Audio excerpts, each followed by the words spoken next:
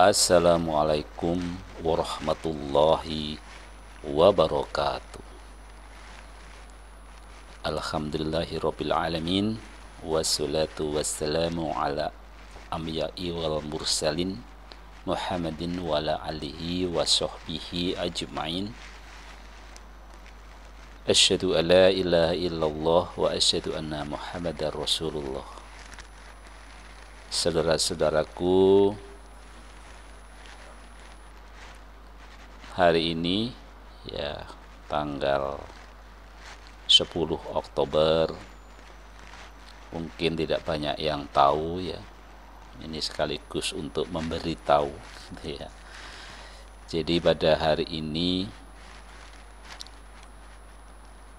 ditetapkan sebagai Hari Kesehatan Jiwa Sedunia. Beberapa waktu yang lalu sudah kita paparkan ya tentang bagaimana kondisi ya kesehatan jiwa kita yang sangat memburuk sebenarnya ya. Walaupun ada juga yang mengatakan bahwa buruknya status kesehatan jiwa, kesehatan mental itu dikarenakan makin terbukanya informasi ya. Tetapi bagaimanapun juga saya kira ini harus terus kita waspadai, terus kita antisipasi ya, supaya ke depan tentu saja bisa menjadi lebih baik gitu ya. Nah, kemudian apa sebenarnya yang akhirnya menjadikan gangguan kesehatan jiwa ini terus meningkat ya di era sekarang ini ya. Ada beberapa hal yang mencoba untuk melihat kejadian meningkatnya gangguan jiwa ini, terutama berkenaan dengan era digital ya. Jadi yang pertama yang menjadi sorotan sebagai penyebab meningkatnya kasus gangguan jiwa ya pada tahun 2023 ini adalah peningkatan penggunaan media sosial ya. Popularitas media sosial ini terus meningkat ya, apalagi dengan adanya COVID kemarin ya, di mana semuanya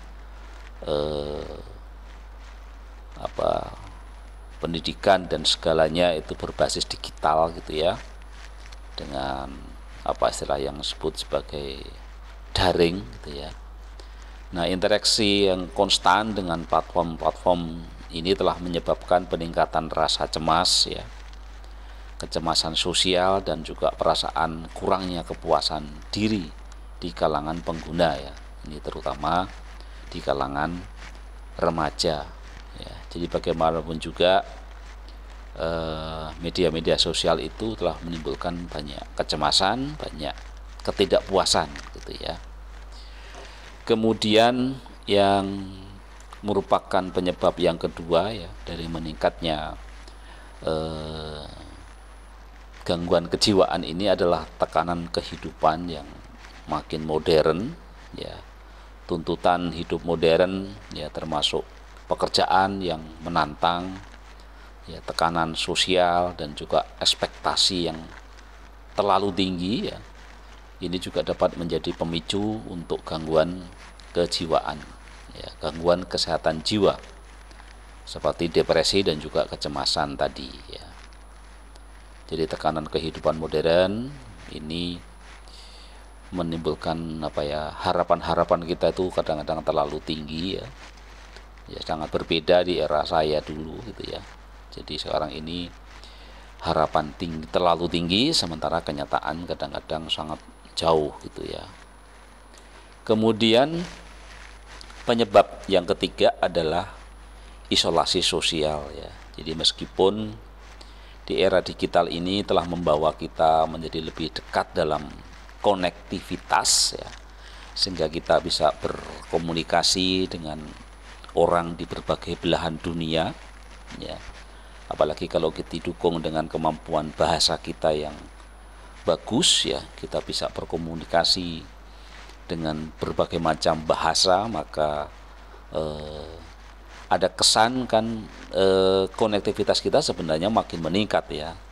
Namun ironisnya ya juga menyebabkan isolasi sosial pada beberapa individu. Jadi orang-orang kemudian cenderung untuk menghabiskan lebih banyak waktu itu di dunia maya ya, daripada berinteraksi secara langsung yang dapat menyebabkan perasaan kesepian dan juga depresi ya.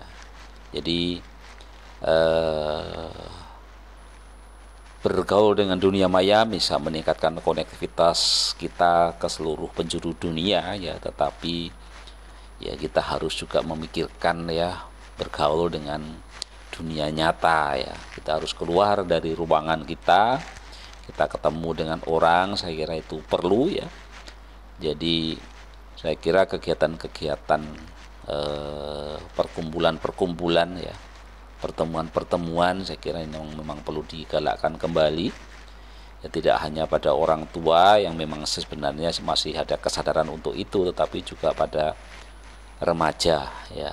Jadi memang remaja harus ditingkatkan aktivitas sosialnya sehingga mereka tidak semata-mata terkoneksi ya. Alhamdulillah COVID sekarang sudah tidak ada lagi ya, sehingga kita sudah bisa berinteraksi dengan baik ya.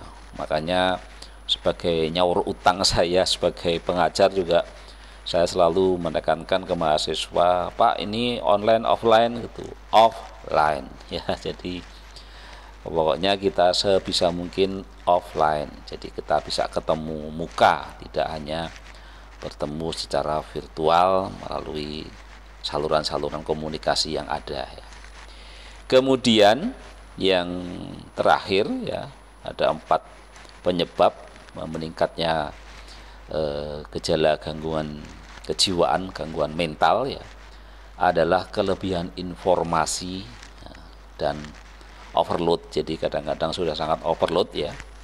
Nah, banyaknya informasi yang tersedia secara online ini bisa menyebabkan overstimulasi ya. Overstimulasi mental dan juga perasaan kewalahan ya. Jadi ini bagus, ini bagus, ini bagus, ini bagus gitu ya. Atau sebaliknya, kok ini jelek, ini jelek, ini jelek. Jadi ketika seseorang terus-menerus terpapar pada berita buruk dan peristiwa negatif ya, ini dampaknya bisa merusak kesehatan mental kita ya. Jadi itulah 4 penyebab menaiknya kejadian gangguan kesehatan jiwa ya, yang orang mengatakan sekarang ada istilahnya ODMK ya. Sebelum ODGJ itu ada ODMK ya, orang dengan masalah kejiwaan ya. Jadi ini merupakan pra ya ODGJ ya. Jadi ODGJ orang dengan masalah ODGJ orang dengan gangguan jiwa, ini orang dengan masalah kejiwaan, ODMK ya, masalah kejiwaan.